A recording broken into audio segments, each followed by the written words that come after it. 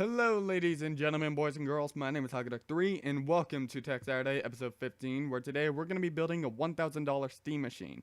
Now before we start, I just want to make a correction on my last Steam machine build video. So I made the mistake of adding an SSD to that build, which I shouldn't have, because I recently found out that SteamOS requires a 500GB hard drive to install the OS on, and that SSD was only 120 gigs. So yeah, putting the SSD in that build was kind of a waste. So I updated the link to that build in that video so it no longer includes the SSD. But if you want to keep the SSD, you don't have to install SteamOS on that machine. You can install any Linux distro like Ubuntu for free and install Steam on it for free and just start up in Steam Big Picture mode. And it will basically look like you're running SteamOS when you're actually not. So I apologize for that mistake, that was my bad. But without further ado, let's get started with this build. So, if you saw my last build, then these first three components should be familiar to you. So, for the CPU, I went with the AMD FX 6300. This is a 6-core processor clocked at 3.5 GHz. It uses the AM3 Plus socket. There is no hyperthreading on this CPU because that is an Intel only thing, and it has a TDP of 95 watts. So, why did I choose this CPU again? Well, the answer is simple. This CPU is all you need for a gaming machine. If all you're doing is gaming on this machine, then this CPU will get the job done for you. Even if you're doing more than just gaming, this CPU would still get the job done for you.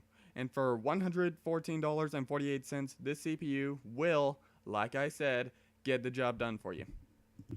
Next up, the motherboard. So for the motherboard, I went with the Gigabyte GA990FXA UD3. This is a ATX motherboard. It uses the AM3 Plus socket. It uses the AMD 990FX chipset.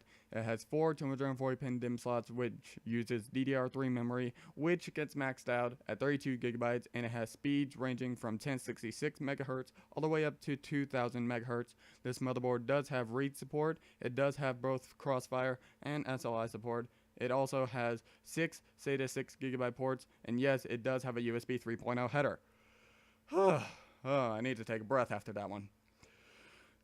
So, why did I choose this motherboard again? Well, for a Steam machine, this motherboard is great. It comes with everything you need to build your Steam machine, and it comes with extra ports on it so you can upgrade your Steam machine down the road if you want to. And I like that option. You know, who wouldn't like that option? And for $134.99, this motherboard should not disappoint. And now for the RAM. I decided to go with the Crucial Ballistic Sport. This is a 8GB stick of RAM clocked at 1600 MHz, and this stick of RAM only uses 1.5 volts of electricity. Now, why did I choose this stick of RAM again for the third time in a row? Well, it's simple. This is a really reliable stick of RAM, and for a Steam machine, this is all you really need. And anything over 8 gigabytes just might be an overkill now, but down the road you never know what the new standard will be. Maybe it'll be 16 gigs, maybe it'll be 32, you never know. But for $66.99, this stick of RAM should last you until then. And now for the storage drive. So for the hard drive, I went with the Western Digital Caviar Black. This is a 2TB hard drive that spins at 7200 RPM, and it has a 3.5-inch form factor. So why did I go with this drive? Well, I love Western Digital. They're pretty trustworthy. They make some really good drives, and they make their drives in the good old USA. And depending on your game collection, 2TB should last you a long while. And for $144.67, this drive should not disappoint. And now, everyone's favorite part of any gaming machine build, the graphics card. So for the graphics card, I went with the PNY GeForce GTX 770.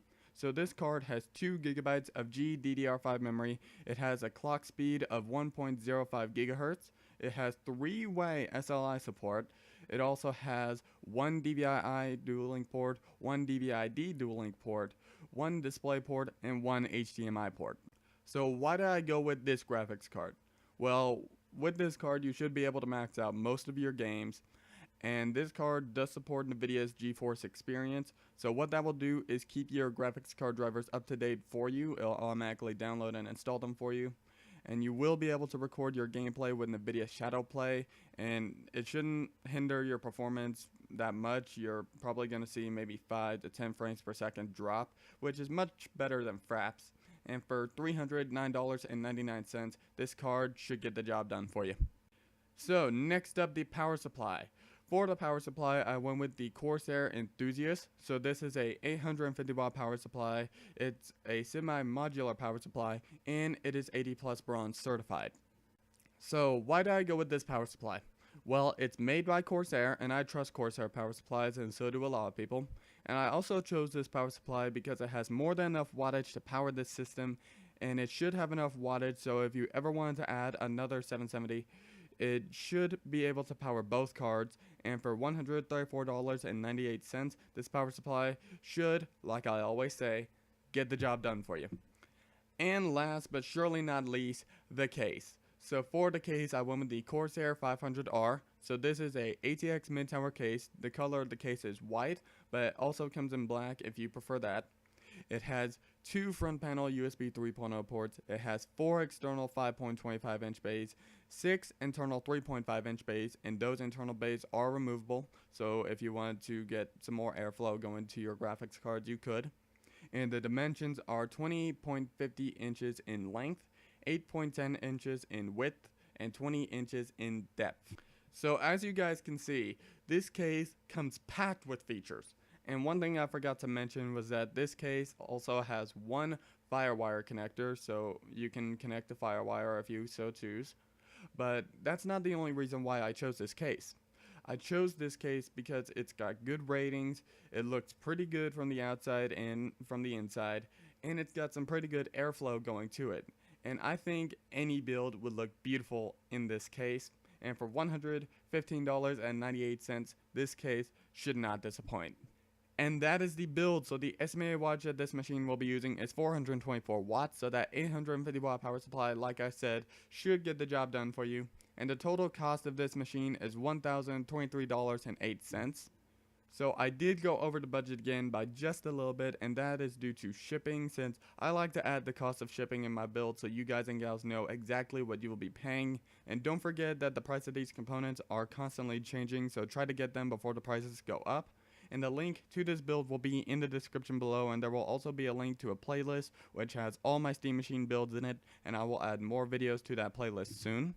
And if you haven't seen my previous video, click the box to the left to go watch it, and if you're watching this video on a mobile device, there will be a link to my previous video in the description below. And today's Bible verse of the video comes from Luke chapter 12 verses 29 and 31. And do not set your heart on what you will eat or drink. Do not worry about it, for the pagan world runs after all such things, and your Father knows that you need them. But seek his kingdom, and these things will be given to you as well. And that is it, and I will see you guys and gals on Wednesday for Ghost Mosh Pit Live. This is your boy Hagdak3, and I'm out. God bless.